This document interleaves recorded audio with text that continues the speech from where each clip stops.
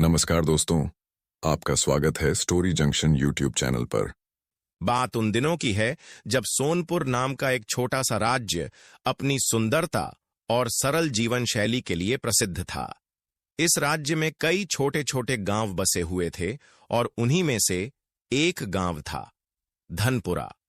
इस गांव की गलियों में भले ही चकाचौंध नहीं थी, लेकिन वहां के लोग दिल से अमीर थे, या कम से कम कुछ लोग तो जरूर। इसी गांव में कुंदन नाम का एक साधारण लेकिन सच्चा इंसान रहता था। उसका घर कोई पक्का मकान नहीं था, बल्कि घास फूस और मिट्टी से बनी एक छोटी सी झोपड़ी थी जो बरसात में टपकती और गर्मियों में तपती थी। मगर इन तमाम कठिनाइयों के बावजूद कुंदन के चेहरे पर हमेशा मुस्कान रहती थी। उसकी जिंदगी सादगी से भरी थी, लेकिन दिल में सुकून और आत्मा में संतोष का खजाना था। उसके परिवार में कुल 4 सदस्य थे, वह खुद, उसकी धर्मपत्नी और 2 नन्हे मासूम बच्चे। गांव के लोग अक्सर हैरान होकर पूछते, अरे कुंदन, तू तो रोज मेहनत करता है, दिन रात मजदूरी करता है, फिर भी तेरी गरीबी कम क्यों नहीं होती? इस पर कुंदन हमेशा मुस्कुराकर जवाब देता, मेरे घर में सुख और शांति है, यही मेरे लिए सबसे बड़ा धन है। दौलत का क्या है, आज है कल नहीं, लेकिन प्रेम और संतोष सदा रहने वाला खजाना है। सोनपुर के इस गांव में 2 वर्ग के लोग थे। एक ओर वे धन कुबेर, जिनके आलीशान घर महलों को मात देते थे। उनके आंगन में सोने की पालकी और हाथी घोड़े सजते थे, लेकिन उनके दिल गरीबों के लिए पत्थर से भी सख्त थे। दूसरी ओर वे लोग थे जो दिन भर मजदूरी करके अपने लिए 2 वक्त की रोटी जुटाते थे। वे मेहनती थे, ईमानदार थे, लेकिन हालातों से हार चुके थे। कुंदन का जीवन कठिन जरूर था, पर उसका हौसला अडिग था। उसे जो कुछ भी मेहनत से मिलता, वह उसे भगवान का प्रसाद समझकर स्वीकार करता और उसी से अपने परिवार का गुजारा करता। लेकिन कई बार ऐसा भी होता कि पूरे दिन मजदूरी के बावजूद घर में एक दाना तक नहीं आता। उन दिनों जब कुंदन थक हार कर किसी अमीर व्यक्ति के पास मदद की उम्मीद से पहुंचता, तो उसे ताने मिलते, तू तो कहता है धन दौलत कुछ नहीं होती और ईश्वर ही सब कुछ है, तो फिर अपने भगवान से मांग क्यों नहीं लेता रोटी? हमारे सामने क्यों हाथ फैलाता है? उनकी कटाक्ष भरी बातें कुंदन का दिल जरूर दुखा देती थीं, लेकिन उसके चेहरे से मुस्कान नहीं जाती। वह खुद को तसल्ली देता, भगवान के घर देर है, अंधेर नहीं, एक दिन मेरे भी अच्छे दिन जरूर आएंगे। दरअसल कुंदन की यह हालत हमेशा से नहीं थी। एक समय था जब कुंदन भी इसी गांव का एक जाना माना व्यापारी था। उसका घर भी 2 मंजिला हुआ करता था। सोनपुर शहर की मशहूर बाजार में उसकी कपड़ों की बड़ी दुकान थी, जहां ग्राहकों की भीड़ लगी रहती थी। वह ग्राहकों से नम्रता से बात करता, ईमानदारी से सौदा करता और कभी भी ज्यादा मुनाफा कमाने की लालच नहीं करता। उसी की ईमानदारी और कम दामों की वजह से उसकी दुकान पर सबसे ज्यादा भीड़ लगती थी। पर यही बात आसपास के व्यापारियों को खटकने लगी थी। उन्हें लगता था कि जब तक कुंदन का कारोबार चल रहा है, तब तक उनके पास ग्राहक नहीं आएंगे। जलन की आग धीरे धीरे षड्यंत्र का रूप लेने लगी। एक दिन वे सब व्यापारी मिलकर एक योजना बनाते हैं। क्यों ना ऐसा करें कि कुंदन को बाजार से बाहर ही करवा दें। फिर क्या था, योजना के तहत उन्होंने दूर के एक व्यापारी को बुलाया। नाम था रोशन। रोशन नाम का यह व्यापारी बाहर से भले ही चमकदार दिखता था, लेकिन अंदर से बेहद धूर्त और लालची था। वह अक्सर अलग अलग शहरों में अपने काफिले के साथ घूमता रहता और बेईमानी से व्यापार करता था। जब वह सोनपुर पहुंचा तो उसे कुंदन के पास भेजा गया। कुंदन ने जब रोशन को देखा तो सोचा कि कोई नेक और सज्जन व्यापारी उससे मिलने आया है। रोशन ने भी अपनी बातों से यही साबित करने की कोशिश की। उसने नम्रता से कहा, भाई कुंदन, मैं चांदपुर से आया हूं। तुम्हारे कपड़ों की और तुम्हारी ईमानदारी की बहुत तारीफें सुनी हैं। मैं तुम्हारी पूरी दुकान खरीदना चाहता हूं, लेकिन अभी मेरे पास पैसे नहीं हैं। मेरा दूसरा काफिला मेरे भाई के साथ चांदपुर से रवाना हो चुका है। जब वो यहां पहुंचेगा तो मैं वहीं से रकम लेकर तुम्हें पूरा भुगतान कर दूंगा। वो आज शाम तक लौट ही आएगा। कुंदन ने उस व्यापारी की आंखों में झांकते हुए गहराई से देखा। कुछ देर के मौन के बाद वह बोला, भाई साहब, आप तो बड़े ही सज्जन और ईमानदार व्यक्ति प्रतीत होते हैं। व्यापार में तो विश्वास ही सबसे बड़ी पूंजी होता है। मैं आपको अपने सारे कपड़े सौंप देता हूं। बस मेरी एक शर्त है, आपको मेरे पास ही बैठे रहना होगा जब तक कि रकम वापस न हो जाए। उस व्यापारी ने बड़ी सफाई से मुस्कुराते हुए कहा, बिल्कुल, मैं यहीं हूं। आपको मुझ पर शक करने की कोई जरूरत नहीं। आप निश्चिंत रहिए। फिर क्या था? कुंदन ने बिना कोई संदेह किए अपने कीमती वस्त्र। व्यापारी अब कुंदन के पास बैठा बातें बनाने लगा। कभी मौसम की चर्चा, कभी व्यापार की, लेकिन उसके मन में तो बस एक ही ख्याल चल रहा था, किस तरह यहां से निकल भागूं। शाम ढलते ढलते मंदिर की घंटियां गूंजने लगीं। व्यापारी ने मौका देखकर कहा, चलो भाई, अब भगवान का समय हो गया है, मंदिर में माथा टेक आते हैं। कुंदन ने भी सोचा, चलो यह नेक काम भी हो जाए। दोनों मंदिर की ओर चल पड़े। मंदिर के अंदर उन्होंने भगवान के दर्शन किए, सिर नवाया और फिर कुंदन ने देखा वो व्यापारी कहीं नहीं था। उसने इधर उधर नजर दौड़ाई, भीड़ में काफी देर तक ढूंढा, मगर वो शातिर आदमी कहीं नजर नहीं आया। घबराहट में वह दौड़कर अपनी दुकान की ओर गया, लेकिन वहां भी व्यापारी का नामो निशान नहीं था। अब कुंदन की सांसें तेज चलने लगीं। उसके माथे पर पसीना छलक आया। वह समझ चुका था, उसने एक बहरूपिये पर भरोसा किया था जिसने उसकी मेहनत की पूंजी लूट ली। कुछ दिनों तक वह उम्मीद में बैठा रहा, शायद काफिला लौट आए, शायद वो व्यापारी दोबारा आ जाए, मगर न कोई खबर आई, न कोई सुराग। तब उसे एहसास हुआ कि उसकी सरलता का फायदा उठाया गया है। इधर कुंदन पर पहले से ही कुछ कर्ज था, जिसे अब लौटाना असंभव लग रहा था। कल तक जो आदमी बाजार में इज्जत से चलता था, आज फटे हाल और मजबूर नजर आने लगा। कर्जदार अब दरवाजे पर बार बार दस्तक देने लगे। तंग आकर कुंदन ने एक दिन अपनी पत्नी और बच्चों को साथ लिया और गांव छोड़कर बाहर एक जर्जर झोपड़ी में जा बसा। अब उसकी जिंदगी संघर्षों की आग में तप रही थी। वह सुबह से शाम तक मेहनत करता, कभी खेतों में मजदूरी करता, कभी जंगल से लकड़ियां काटकर बेचता। पर एक चीज जो कभी न टूटी, वो थी कुंदन की उम्मीद। वह हर रोज अपनी पत्नी और बच्चों से कहता, ईश्वर के घर देर है, अंधेर नहीं। जो आज हमसे सब कुछ छीन लिया गया है, वो कल वापस भी मिल सकता है। बस हमें हिम्मत नहीं हारनी है। उसकी पत्नी आंसू पोंछती और सिर हिलाकर कहती, अगर तुम्हें विश्वास है तो मैं भी तुम्हारे साथ हूं।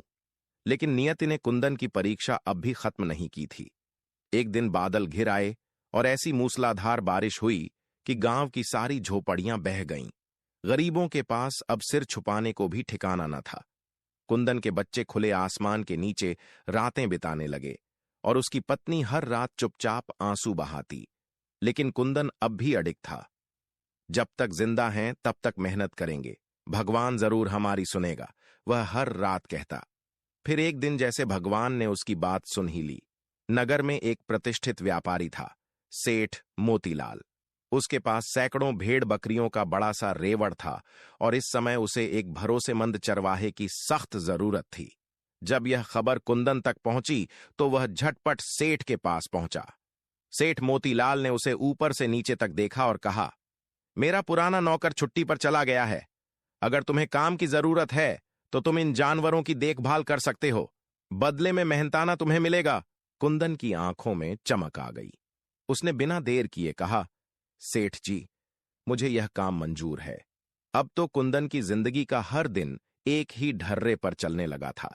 वह हर सुबह सूरज की पहली किरण के साथ अपनी लाठी उठाता, घर वालों को सांत्वना भरी मुस्कान देता और फिर पहाड़ियों की ओर निकल जाता। वहां वह अपनी भेड़ बकरियों को हरी भरी वादियों में चराता, झाड़ियों के पास बैठकर उनकी निगरानी करता, कभी किसी ऊंचाई पर चढ़कर चारों तरफ नजरें दौड़ाता, तो कभी किसी चट्टान पर बैठकर खुद को समेटे सोचता कि ये दिन कब तक चलेंगे। अब गांव वाले भी उसे उसके नाम से कम और कुंदन चरवाहा कहकर ज्यादा बुलाने लगे थे। दिन भर की कठिन मेहनत के बाद जब वह थका हारा लौटता तो सेठ से मिले कुछ सिक्कों को मुट्ठी में भींचकर बाजार जाता, राशन खरीदता और सीधा घर लौटता, जहां उसकी पत्नी और बच्चे उसके इंतजार में नजरों को दरवाजे से चिपकाए रखते। कई बार खाने के सामान इतने कम होते कि वह खुद भूखा रह जाता। बस पानी पीकर ही पेट की आग को बुझा लेता, लेकिन उसकी आंखों में उम्मीद की लौ कभी नहीं बुझती। वह अक्सर अपने बच्चों को सीने से लगाकर कहता, बेटा, ईश्वर सब देख रहा है, हमारा भी वक्त बदलेगा। इसी संघर्षों से भरे एक दिन, जब वह हमेशा की तरह अपनी भेड़ बकरियों को लेकर जंगल की ओर गया, तो रास्ते में थकावट के कारण एक पुराने विशाल वृक्ष के नीचे बैठ गया। हवा के हल्के झोंकों और घने साए ने कब उसकी आंखों में नींद की परतें बिछा दीं, उसे खुद भी पता न चला। कुछ ही देर में उसकी आंख खुली तो वह चौंक पड़ा। उसके चारों ओर एक भी बकरी नहीं थी। वह हड़बड़ाकर उठा और इधर उधर दौड़ने लगा। पत्तियों की सरसराहट में, झाड़ियों की हर हरकत में वह अपनी बकरियों को खोजने लगा। हर मोड़, हर चट्टान के पीछे उसने आवाजें लगाईं, लेकिन उसकी पुकारों का कोई जवाब न मिला। हारकर और घबराकर कुंदन सीधे सेठ मोतीलाल के पास पहुंचा। उसकी आंखों में डर और माथे पर पसीना साफ दिख रहा था। सेठ ने दूर से ही गुस्से में चिल्लाकर पूछा, कुंदन, तू अकेला क्यों आया है? मेरी बकरियां कहां हैं?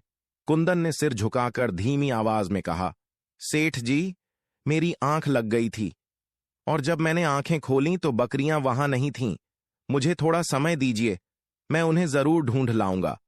सेठ का चेहरा गुस्से से तमतमा उठा। वह बिफर पड़ा। समय चाहिए? तुझे पता भी है वे बकरियां कितनी कीमती थीं। हर बार तू ही क्यों मनहूस साबित होता है?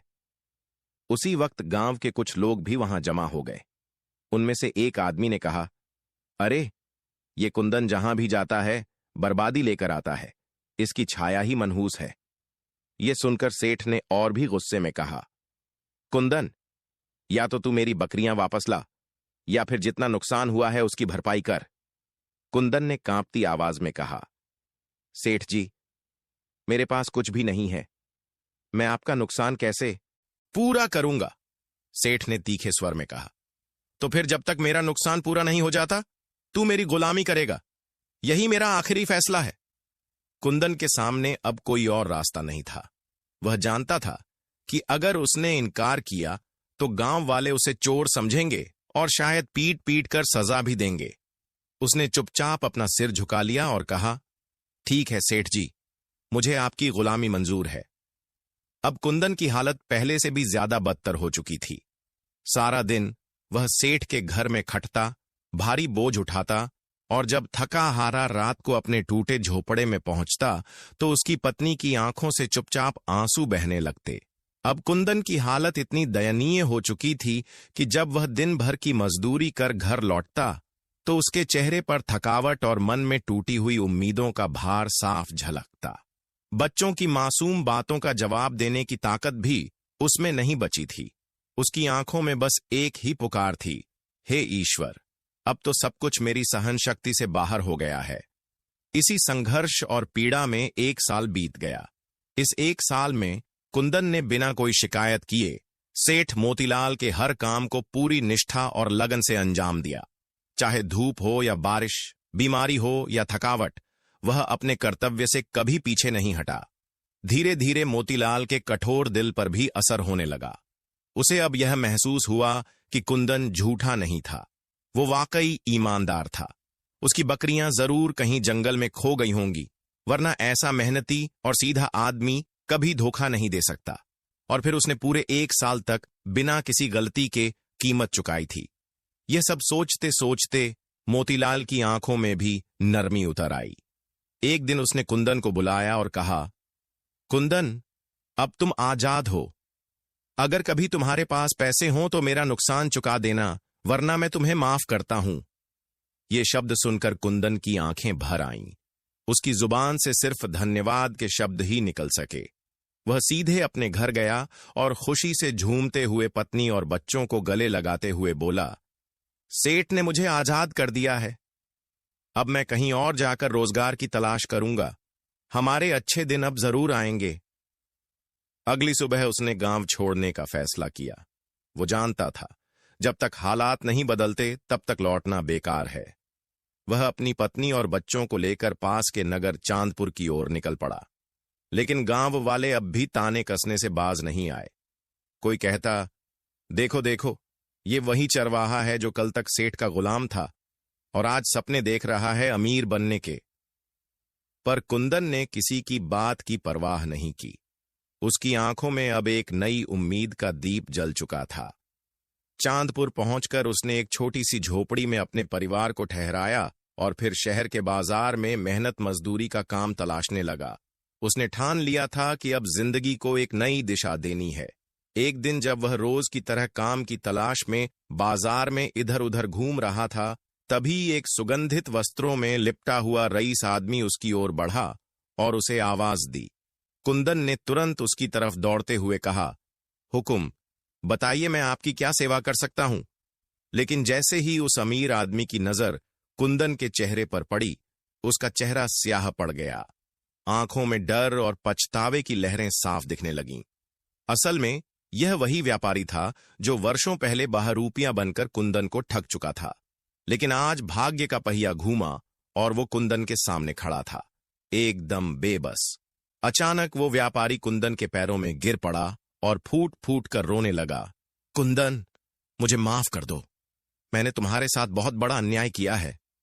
ये दृश्य देखकर कुंदन स्तब्ध रह गया। उसे कुछ भी समझ नहीं आ रहा था कि यह अमीर और प्रभावशाली दिखने वाला आदमी क्यों उसके पैरों में गिरकर रो रहा है। आसपास खड़े लोग भी हैरानी से एक दूसरे की तरफ देखने लगे। बाजार में सन्नाटा छा गया था, क्योंकि इतने बड़े व्यापारी को एक मामूली मजदूर के सामने इस तरह गिड़गिड़ाते हुए किसी ने कभी नहीं देखा था। उस व्यापारी ने कांपते हाथों से कुंदन का हाथ पकड़ा और उसे अपनी भव्य दुकान के भीतर ले गया। अंदर जाकर उसने दरवाजा बंद किया और फिर धीमे स्वर में, जैसे कोई बड़ा गुनाह कबूल कर रहा हो, बोला, कुंदन, मैं वही पापी हूं जिसने सोनपुर में तुम्हें छल से लूटा था, तुम्हारा सारा सामान छीन लिया था। फिर वह रोते हुए जमीन पर बैठ गया और कांपती आवाज में कहने लगा, मैंने ये सब कुछ अकेले नहीं किया था। सोनपुर के वो व्यापारी जो तुम्हारी सच्चाई और ईमानदारी से जलते थे, उन्होंने ही मुझे उकसाया। उन्होंने कहा कि अगर तुम्हें रास्ते से हटाना है तो तुम्हारा भरोसा तोड़ना जरूरी है। और मैं लालच में आकर वह काम कर बैठा जो मेरी आत्मा को हमेशा के लिए कलंकित कर गया। वह अपनी सिसकियों को रोक नहीं पा रहा था। उसकी आंखों से आंसू बह रहे थे और उसके शब्द कुंदन की आत्मा को झकझोर रहे थे। उसने कहा, शुरू में मुझे अपने किए पर कोई पछतावा नहीं था, लेकिन फिर मेरी रातों की नींद उड़ गई। जब भी आंखें बंद करता, तुम्हारा चेहरा सामने आ जाता। सपनों में तुम मुझे झकझोरते, मेरा गला पकड़ते और कहते कि तुम मुझे धर्मराज के दरबार में पेश करोगे। मैं पसीने पसीने हो उठता। जागता तो तुम्हारी आवाज मेरे कानों में गूंजती, तूने एक नेक इंसान के साथ विश्वासघात किया है। मेरा मन शांति खो बैठा। दिन बेचैनी में बीतते और रातें आत्मग्लानि में। तब मैंने तुम्हें ढूंढने के लिए सोनपुर की हर गली, हर मोड़ छान मारी, लेकिन ना तुम मिले और ना ही कोई सुराग। बाकी व्यापारी तो जैसे तुमसे छुटकारा पाकर खुश थे, कोई तुम्हारे बारे में एक शब्द बताने को तैयार नहीं था। हारकर मैं भगवान के दर पर गया, रोया, गिड़गिड़ाया और कहा, हे ईश्वर, मुझे एक बार कुंदन से मिला दो ताकि मैं अपनी आत्मा का बोझ हल्का कर सकूं। और आज तुम्हें अपने सामने देखकर ऐसा लग रहा है जैसे खुद ईश्वर ने मेरी सुन ली हो। उसने जेब से एक चाबी निकाली और दुकानों की रैक की ओर इशारा करते हुए बोला, यह दुकान, यह सारा माल, जो कुछ भी यहां रखा है, सब तुम्हारा है। यह उस घर की चाबी है जिसे मैंने इसी दुकान के मुनाफे से खरीदा है। सब तुम्हारा है कुंदन, सब तुम्हारा। यह कहकर वह फिर से कुंदन के पैरों में गिर गया और रो रो कर माफी मांगने लगा। कुंदन एक नेक दिल इंसान था। उसकी आंखों में करुणा थी और दिल में माफ करने की ताकत। उसने झुककर उस व्यापारी को उठाया और नम्रता से बोला, मैंने तुम्हें माफ किया, तुमने गलती की थी, लेकिन आज तुमने खुद को सच्चाई के सामने ला खड़ा किया है। तभी वह व्यापारी सबके सामने खड़ा हुआ और ऊंची आवाज में ऐलान किया, सुनो लोगों, इस दुकान का असली मालिक यही इंसान है।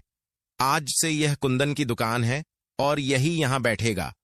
जैसे ही वह बाहर जाने लगा, कुंदन ने मुस्कुराते हुए उसका हाथ थामा और कहा, क्यों दोस्त, अब कहाँ जाओगे? अब जब हम मिल ही गए हैं तो क्यों ना हम साथ काम करें। तुमने गलती की थी, लेकिन आज तुमने मेरा वो सब लौटा दिया जो मैंने खोया था। शायद मैं खुद व्यापार करता तो इतना नहीं कमा पाता जितना तुमने कमाकर मुझे दे दिया। तुम अब पहले जैसे नहीं रहे। अब तुम वो इंसान हो जो पश्चाताप की अग्नि में तपकर निखर चुका है। व्यापारी की आंखों में आभार और सम्मान के आंसू थे। वह चुपचाप कुंदन के गले लग गया और बोला, मैं तुम्हारा साथ कभी नहीं छोड़ूंगा। इसके बाद दोनों ने साथ मिलकर व्यापार शुरू किया और मेहनत के बल पर चांदपुर के सबसे बड़े व्यापारी बन गए। कुंदन की पत्नी और बच्चे अब एक सुखमय और सम्मानजनक जीवन जीने लगे। और फिर एक दिन कुंदन ने एक ठान ली, अब वक्त आ गया है अपने गांव लौटने का। उसने कई अनाज की बोरियों से भरा एक बड़ा काफिला तैयार करवाया और अपने परिवार के साथ गर्व और सम्मान के साथ सोनपुर की ओर रवाना हो गया। जब कुंदन अपने अनाज से लदे काफिले के साथ सोनपुर गांव में दाखिल हुआ तो पूरा गांव जैसे थम सा गया। ढोल नगाड़े नहीं बजे, कोई स्वागत नहीं हुआ, लेकिन उसकी सादगी और आंखों की चमक ने सबका ध्यान खींच लिया। लोग खिड़कियों से झांकने लगे, दरवाजों पर खड़े हो गए और हैरानी से देखने लगे। क्या ये वही कुंदन है जो एक दिन यहां से लुटा पिटा और बेसहारा होकर गया था? गांव के अमीर लोग जो कभी उसे तिरस्कार की नजर से देखते थे, अब हक्के बक्के रह गए। उनके चेहरे पर हैरानी के साथ साथ शर्म की लाली साफ झलक रही थी। लेकिन कुंदन का दिल अभी भी वैसा ही था, मुलायम, दयालु और दूसरों के लिए धड़कने वाला। उसने गांव के हर गरीब का दरवाजा खटखटाया। कोई टूटी झोपड़ी में था, कोई भूखे बच्चों के साथ बैठा था, लेकिन कुंदन ने किसी को नहीं छोड़ा। वो अपने हाथों से एक एक अनाज की बोरी उनके घरों में रखता गया और साथ ही कहता गया, ये ईश्वर का दिया है, मेरी नहीं, तुम्हारी अमानत है। उसकी आंखों में घमंड नहीं, बल्कि सेवा का भाव था। जिन लोगों ने एक वक्त उसे दुत्कार कर गांव से निकाल दिया था, उन्हें भी उसने कुछ नहीं कहा, ना उलाहना न गिला। बस एक मुस्कान के साथ उनके घरों के सामने भी अनाज रखवा दिया। गांव के वे घमंडी व्यापारी जो कभी उसकी ईमानदारी का मजाक उड़ाते थे, आज सिर झुकाए खड़े थे। उनकी आंखों में पछतावा था और मन में ग्लानि। कुंदन की सफलता और दरिया दिली ने उनका अहंकार चूर चूर कर दिया था। लोग आपस में कहने लगे, सच ही कहा है किसी ने, ईश्वर के घर में देर हो सकती है, लेकिन अंधेर नहीं। इंसाफ जरूर होता है, बस थोड़ा सब्र चाहिए। कुंदन आज सिर्फ एक अमीर व्यापारी नहीं था, वो गांव वालों के दिलों का राजा बन चुका था। सुंदरनगर नाम का एक शांत और सुंदर कस्बा था। वहां एक बहुत ही बड़ा और प्रसिद्ध जमींदार रहता था, जिसका नाम था राजा हरिप्रसाद सिंह। उसके पास धन वैभव की कोई कमी नहीं थी। बड़ी हवेली, खेत खलिहान, नौकर चाकर और दूर दूर तक उसकी इज्जत थी। परंतु एक दुख उसकी छाती को हर रोज कचोटता था। उसका इकलौता बेटा चंदन बिल्कुल पढ़ाई में नालायक था। चंदन को न तो किताबों में रुचि थी, न कलम पकड़ने में आनंद आता था। उसके पिता ने गांव के अच्छे अच्छे गुरुओं को बुलाकर पढ़ाने की कोशिश की, खुद भी समझाया, डांटा फटकारा, पर चंदन पर कुछ भी असर नहीं हुआ। एक दिन हारकर जमींदार ने कहा, बेटा, अब मैं तुझे गांव में नहीं पढ़ा सकता। मैंने तेरे लिए शहर में एक बहुत विद्वान गुरु का इंतजाम किया है। तू वहीं जाकर 1 साल रह और पढ़ लिख कर कुछ बन। चंदन को बेमन से शहर भेजा गया। उसने 1 साल उस गुरु के साथ बिताया। जब वह लौटकर घर आया तो पिता की आंखों में उम्मीद की चमक थी। उन्होंने बेटे से पूछा, तो बेटा, क्या सीखा वहां 1 साल में? चंदन ने मुस्कुराते हुए कहा, पिताजी, अब मैं कुत्तों की भाषा समझ सकता हूं। जो भी कुत्ता भौंकता है, मैं जानता हूं वो क्या कहना चाहता है। यह सुनकर जमींदार के पैरों तले जमीन खिसक गई। क्या? मैंने तुझे इतने पैसे खर्च करके शहर इसलिए भेजा था कि तू कुत्तों की भाषा सीखे? हे भगवान, तूने 1 साल बर्बाद कर दिया। जमींदार का सिर शर्म से झुक गया, पर उसने फिर भी हार नहीं मानी। कुछ समय बाद उसने चंदन को एक और विद्वान गुरु के पास भेजा, इस बार और भी सख्त निर्देशों के साथ। अब की बार अगर कुछ काम का नहीं सीखा तो समझ लेना बेटा, तेरे लिए मेरे मन में कोई जगह नहीं बची। चंदन फिर से 1 साल के लिए बाहर चला गया। जब वह लौटा तो इस बार चेहरे पर संतोष था। पिता ने पूछा, अब बताओ, इस बार क्या नया सीखा? चंदन ने गर्व से कहा, पिताजी, इस बार मैंने पक्षियों की भाषा सीख ली है। मैं अब हर चिड़िया की बात समझ सकता हूं। जमींदार का क्रोध अब आसमान छूने लगा। तूने फिर से 1 साल और बर्बाद कर दिया। कबूतर, तोते और कौवे की बातों से तेरा क्या होगा? मूर्ख कहीं का, मैंने तुझे पक्षियों की बोली समझने के लिए नहीं भेजा था। गुस्से में तमतमाते हुए उसने चेतावनी दी, ये आखिरी मौका है। अब अगर तूने कोई काम की चीज नहीं सीखी तो तू मुझे अपना पिता मत समझना। मैं तुझसे नाता तोड़ लूंगा। चंदन को इस बार एक तीसरे गुरु के पास भेजा गया। पूरे साल उसने मन लगाकर शिक्षा ली। साल बीतते ही वो फिर से घर लौटा। जमींदार ने जैसे ही उसे देखा फिर पूछ लिया, अब तो बता, इस बार क्या सीखा? चंदन बोला, पिताजी, इस बार मैंने मेंढकों की भाषा सीख ली है। अब मैं जानता हूं कि हर मेंढक टर्रा कर क्या कहना चाहता है। इतना सुनना था कि जमींदार का खून खौल उठा। वो बुरी तरह गुस्से से कांपने लगा और चिल्लाकर बोला, अब बहुत हो गया। तूने मेरी सारी मेहनत और पैसा बर्बाद कर दिया। 3 सालों में तुझे सिर्फ जानवरों की भाषा सीखनी आई है। क्या मैं तुझे इसलिए पढ़ाने भेजता रहा? आवेश में आकर उसने चंदन के गाल पर 2 जोरदार थप्पड़ जड़ दिए। फिर नौकरों को आवाज देकर बोला, सुन लो सब, आज के बाद ये मेरा बेटा नहीं है और न ही मैं इसका पिता। इसे इस हवेली से बाहर निकाल दो और किसी जंगल में छोड़ आओ। मुझे इस मूर्ख की शक्ल तक नहीं देखनी। जमींदार के आदेश पर उसके सेवकों ने चंदन को उठाया और घने जंगल में छोड़ आए। अकेला, बेसहारा बेटा चंदन अपने भाग्य की डोर थामे उस दिन जंगल में अकेला भटक रहा था। भूख और प्यास से बेहाल वह एक दर दर की ठोकरें खाता फिर रहा था। चारों ओर सिर्फ सन्नाटा, ऊंचे ऊंचे पेड़ और घने झाड़ झंखाड़। चलते चलते सूरज ढलने लगा और अंधेरा धीरे धीरे जंगल की गोद में उतरने लगा। ठीक उसी समय चंदन की नजर जंगल के अंतिम छोर पर एक विशाल किले पर पड़ी। वह किला इतना भव्य था मानो समय की गोद में छुपा कोई पुराना रहस्य हो। चंदन ने सोचा, रात भर जंगल में भटकने से अच्छा है कि मैं इस किले में शरण ले लूं। किले के मुख्य द्वार पर पहुंचकर उसने दरबान से विनती की, कृपया मुझे एक रात इस किले में गुजारने दीजिए। चौकीदार ने उसकी विनती को सुनकर कहा, यह निर्णय मेरे बस में नहीं है। तुम्हें इसके लिए किले के मालिक से अनुमति लेनी होगी। चंदन मालिक के पास पहुंचा। मालिक ने उसे ऊपर से नीचे तक देखा और गंभीर स्वर में बोला, मैं तुम्हें रहने दूंगा, लेकिन एक शर्त है। किले के पिछले हिस्से में कुछ जंगली और बेहद खतरनाक कुत्ते रहते हैं। अभी थोड़ी देर पहले ही उन्होंने एक आदमी को नोच डाला है। गांव वाले इन कुत्तों से बहुत परेशान हैं। अगर तुम चाहो तो वहां के खाली कमरों में रात बिता सकते हो, पर जान की कोई गारंटी नहीं। चंदन जरा भी नहीं घबराया। उसकी आंखों में आत्मविश्वास था। वह मुस्कुराकर बोला, मालिक, मैं उन कुत्तों की भाषा समझता हूं। कृपया मुझे कुछ भोजन दे दीजिए ताकि मैं उन्हें खिला सकूं और वे मुझसे दुश्मनी न रखें। किले के मालिक को उसकी बात पर विश्वास नहीं हुआ, लेकिन उसने सोचा, शायद यह लड़का मेरे सिर की मुसीबत हल कर दे। उसने खाने का सामान दे दिया और खुद चंदन को लेकर पिछली ओर के हिस्से तक गया। वह जगह भयावह थी।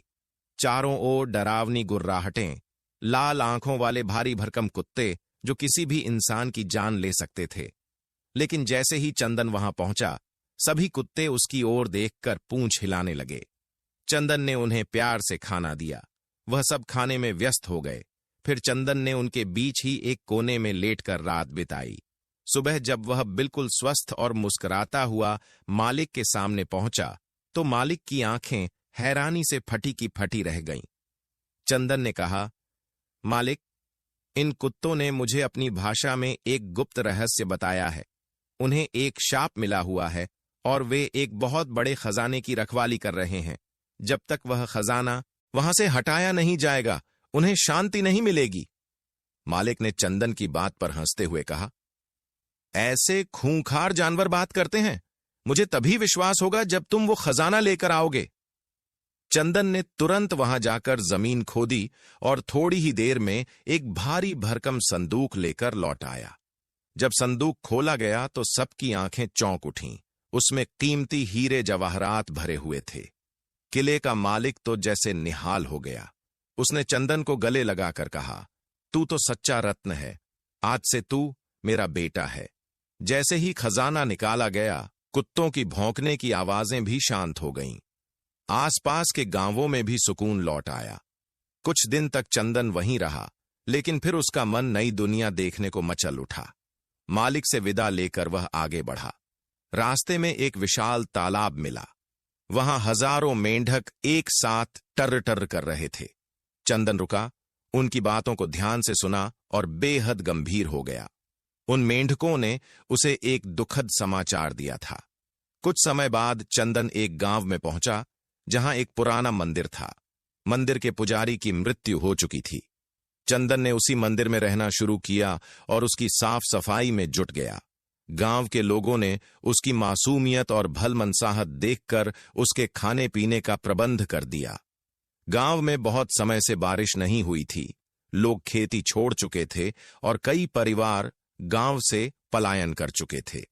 एक दिन की बात है, चंदन मंदिर की छत पर आराम कर रहा था कि दो कबूतर उड़ते हुए आए और छत पर बैठकर आपस में बातें करने लगे। एक ने कहा, मैं पश्चिम दिशा से आया हूं, उधर से भारी वर्षा के बादल इस ओर आ रहे हैं। अगले 20 दिनों में ये बादल यहां बरसेंगे, लेकिन अफसोस, यहां तो लोग अब खेती ही नहीं करते। इस बार की बरसात भी व्यर्थ जाएगी। चंदन यह सुनकर तुरंत गांव वालों के पास गया और उन्हें सारी बात बताई। पहले तो लोग उसकी बात पर हंसे, लेकिन कुछ समझदार लोगों ने उसके कहने पर बीज बो दिए। ठीक 20 दिन बाद आकाश काले बादलों से घिर गया और झमाझम बारिश होने लगी। गांव के लोगों की खुशियां 7वें आसमान पर पहुंच गईं। सबने चंदन की जय जयकार की और उसे मंदिर का मुख्य पुजारी बना दिया। अब चंदन उन दो कबूतरों की मदद से गांव वालों के लिए अच्छे कार्य करने लगा। उसकी ख्याति दूर दूर तक फैल गई। असल में जब वह तालाब के किनारे से गुजरा था, वहीं मेंढकों ने उसे मंदिर के पुजारी की मृत्यु की सूचना दी थी। उसी जानकारी के आधार पर चंदन ने गांव में रुकने और मंदिर को संभालने का निर्णय लिया था, और वह निर्णय पूरी तरह सही साबित हुआ। अब यह खबर चंदन के पिता तक भी पहुंच चुकी थी कि उनका बेटा एक गांव के मंदिर का सम्मानित मुख्य पुजारी बन चुका है। उन्हें अब अपने बेटे पर गर्व महसूस हो रहा था। जिस बेटे को वे एक सीधा सादा मूर्ख लड़का समझते थे, वही अब एक ज्ञानी, समझदार और दूरदर्शी व्यक्ति बन चुका था। अब उन्हें अपने बेटे चंदन पर सच में गर्व था।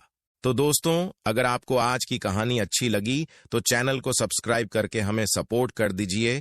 फिर मिलते हैं एक नई कहानी के साथ।